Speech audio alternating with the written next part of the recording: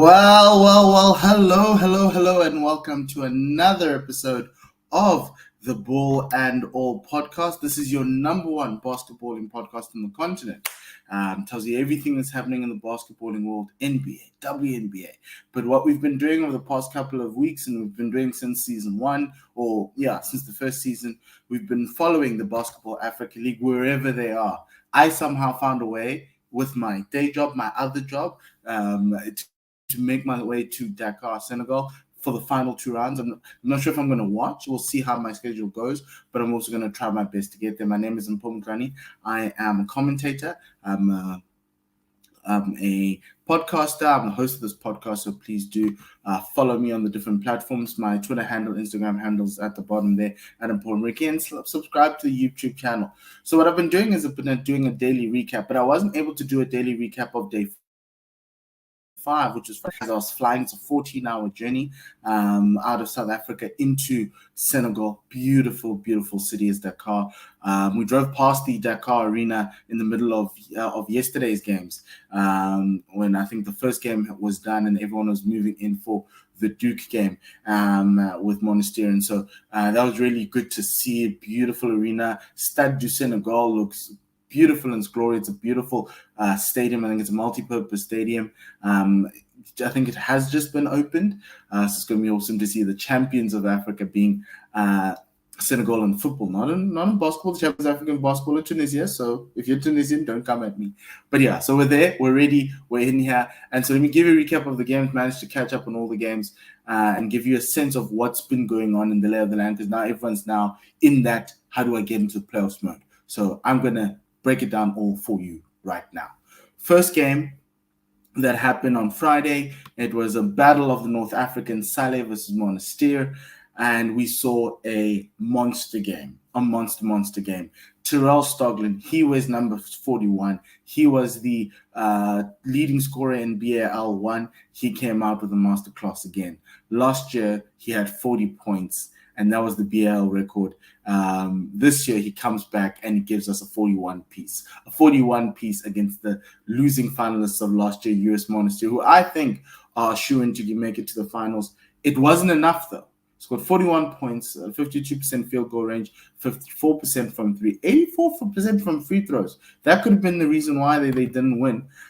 If you look at that, you always got to make your free throws, Terrell. Always got to make your free throws there, my man. But really great. Play from him.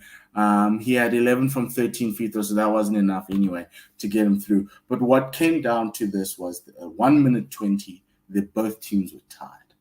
And a good Terrell Stoglin got the ball, tried to drive in, got blocked by Majok, the ball was sent back the other way, and they managed to get the 2-pointers. And that's when then the fouling started happening, and then Saleh just couldn't score. So every time Saleh came down the court, Haruna with the 3 that he airballed. He airballed it twice, actually. Once, I think, 1 minute 40, and another time towards the back end. But if you look at the difference between the two teams, Stoglin, high usage rate. The other teams, they starting 5, all minimum 10 points. Dixon, 22. You had Majok on 14 and 12. He's just a double king in this tournament with 3 blocks as well. One of those blocks very important in the game.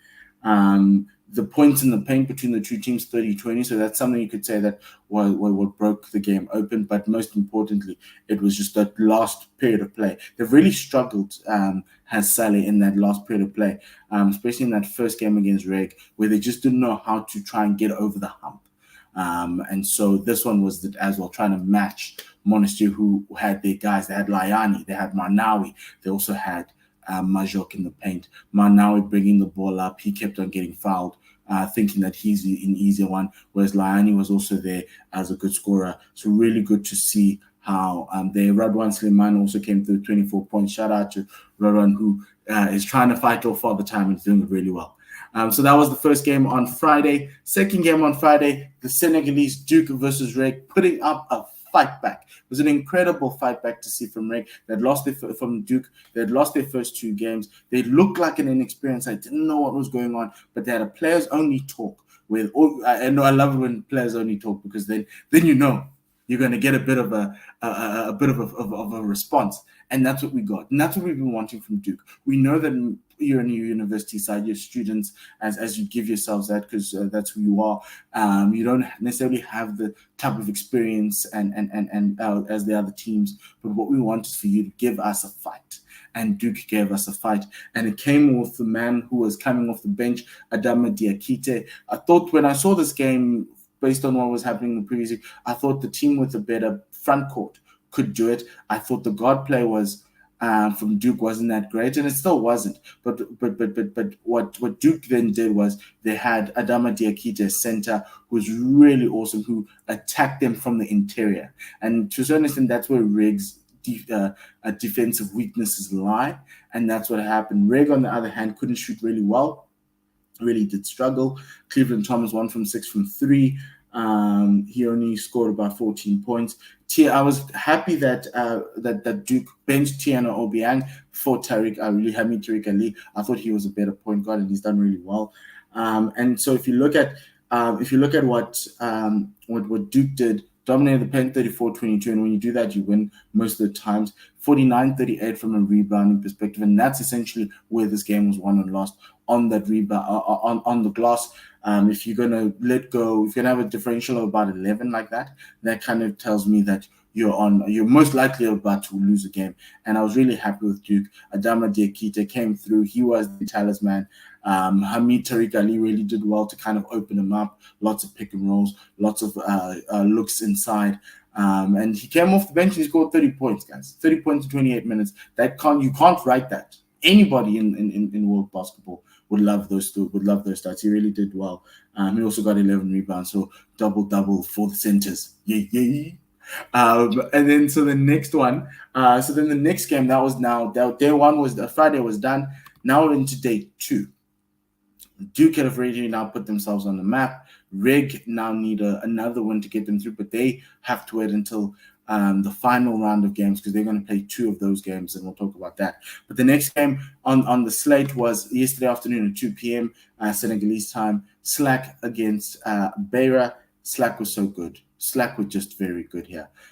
Slack were really dominant. They had an 18-point lead at halftime, 55% from field goal. This is a team. Beira just had a very bad day on offense. They had the same number. They made the same number of field goals, so 32-32 as Slack. The only problem is one was 32 of 55, 58 shots. One was 32 of 80.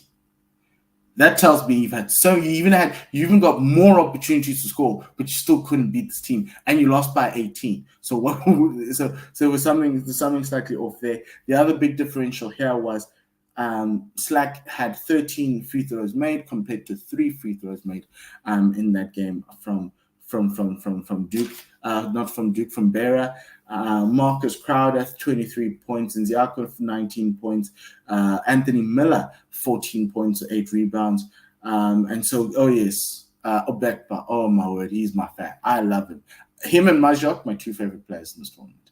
I know I love bigs, but I think the world just likes to talk about guards.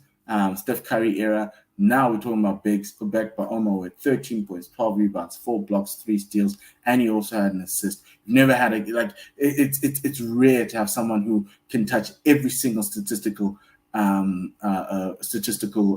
measure in a game of basketball, and Obekpa did that really, really well. For Beira, not a great day for Jamel Kennedy. He shot 30% from the field. William Perry also shot 23% from the field. They took 26 shots together, only made 7. That's a problem. 9 points each. That can't happen for Beira. That really can't happen, especially in a game what I thought was winnable for them. The top scorer, Mamade, 14 points off the bench. Onwaso, who's their big man, he had 13 points, also shooting 33%.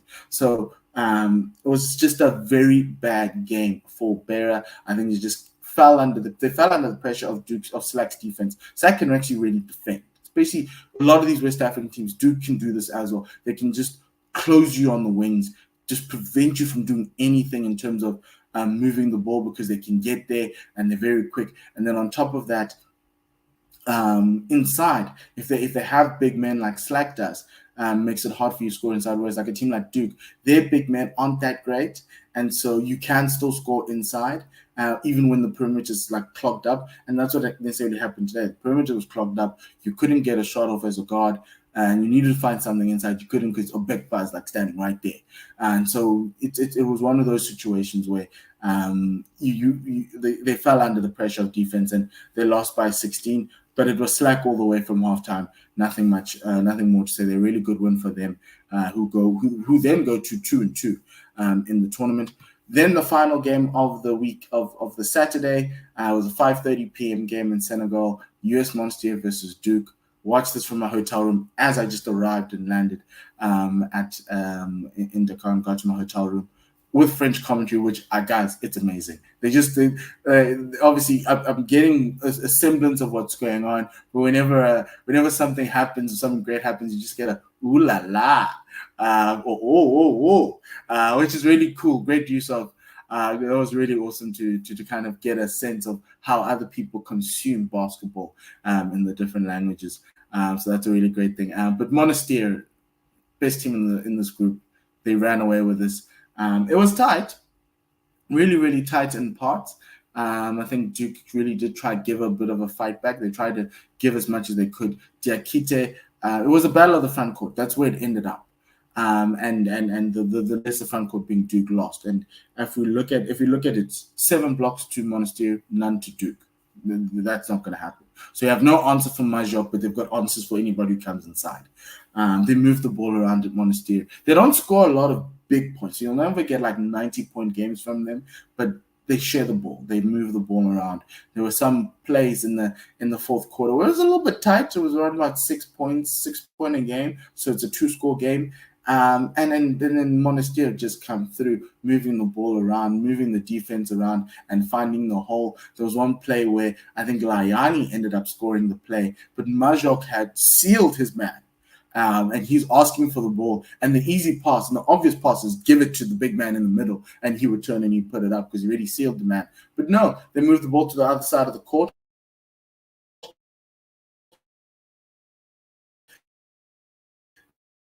That opened up, players open. Layani opened, came in with a baseline drive for the win. So that was really nice to see going forward from Monastery. They're a really good team, like some incredible players. But yeah, if you look at that, Diakite, to the backcourt, Diakite scored 17 points. He was the hero of the previous game. The front court, the starting front court, 39 points from Monastery, 21 points from Duke. That's Diakite, as well as his front court partner, I think is Adama. Whereas on the other end, you had Majok and Layani coming together, 31 points. Majok had a 20-point game and 10 rebounds. He had a very, very good 13 rebounds, 1 assist, 1 steal, and 4 blocks. Again, big men across the entire statistical measures. I love that. That's what you want.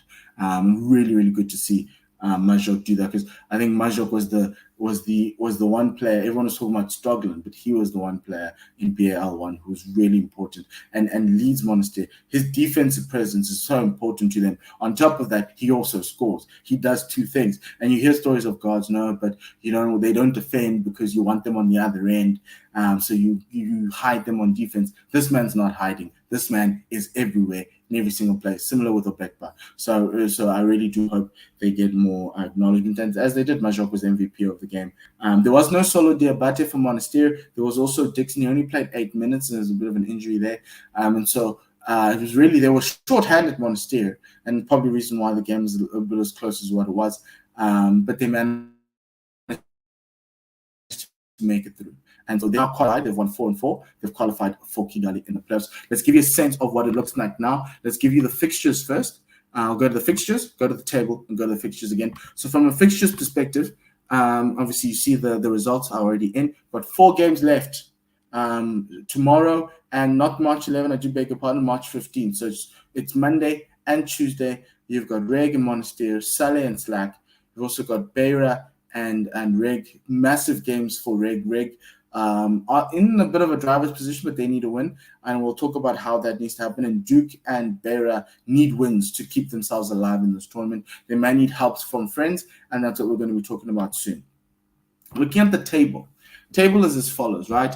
Monastery 4 out of 4. They're in to Kigali. Reg, they've won 2 of their 3 games. They just need 1 more to kind of seal the deal and walk through. As I did say, 2 might be enough to get you in, but 2 gets you in the conversation. So they are there and thereabouts. They could go back home and try and win this thing from their home court. So that's really good. They need to win. They've got 2 more games. Reg has 2 games one against Monastery, which I think based on the way this tournament's gone, that's going to be a tough one. If they can pull a win off there, they're straight in. And they've also got a game against Beira. So winnable game against Beira for Reg there. That would seal them in. They just need 1 out of 2. You don't need a fight here. But remember, obviously, when you go into the other conference, it's a quarterfinal stage. So 1 plays 4, 2 plays 3, 3 plays 2, 2 plays 3, and then 1 plays 4. So you just need to figure out. You just also want to give yourself an optimal position. And I think they might finish this group in second. You've also got Slack. Slack are in third. Slack a very good team. Slack have 1 game left, and that's against Saleh. That's going to be a massive one because Saleh have only got 1 win. Saleh need to win this game against Slack. If they don't win this game, they put themselves in a situation where they might not make it in. Saleh have 2 games left as well. They've got 1 against Slack, and then they've got the final one against Duke. That game against Duke could effectively become a play-in tournament style eliminator that you call if you're an NBA person. So it might just be like a round of 16 to get people in, based on how things go. So it'll be nice for the organizers if Slack did beat Saleh, and then you have a shootout between Saleh and Duke for that 4th spot. But also, if you look at Beira have also got 1 game. Duke have 1 game. Duke have that game against Saleh. Beira have that game against Reg. What Beira need is for Saleh to lose to Slack. That's 1, right? That's a massive, massive one. So if Saleh loses to Slack, Beira needs to beat Reg, and then they need to hope that Saleh doesn't beat. Then they need to hope that the differential in the final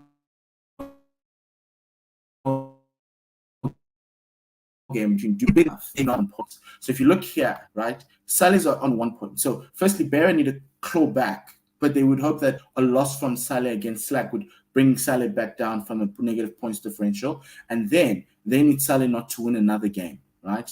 They've got 2 more games. They've got 1 against Slack and they've 1 against Duke. So you want Saleh to lose against Slack. Then they know that there's going to be a winner between Duke and Saleh. They want that to be a close game. If that's a close game, Beira might make it in. The only difference is that Beira then need to beat Reg by a very sizable margin to get themselves back into this thing. So a win is important. So winning for those final 3 teams, those bottom 3 teams, is important.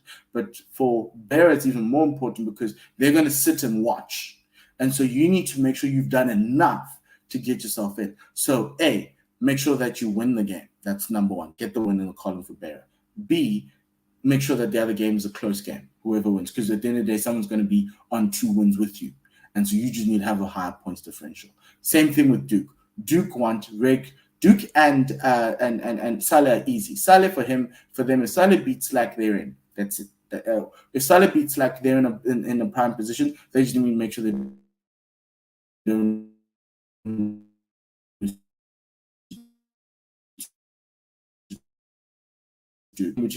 make yourself to get yourself in. And win that game with a really sizable margin to go through. But they'll be hoping that Beira loses. So I hope I've given you a lay of the land. Try to win as many games as you can between Saleh, Slack, and Beira. If Saleh beats Slack, makes it hard for Beira and Duke to make it in, largely because they already have a higher points differential. So they have to beat a team by a massive, massive amount to kind of swing it over.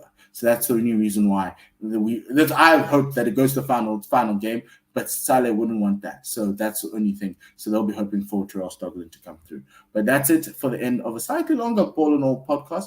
But that is just me just giving you everything that you needed for the final games come tomorrow. So please do remember, follow me on these channels, subscribe to my YouTube channel. And for myself, Mpho, and the rest of the Ball and All team, i.e. myself, I want to say goodbye, good night, and Saleh, kakahiso.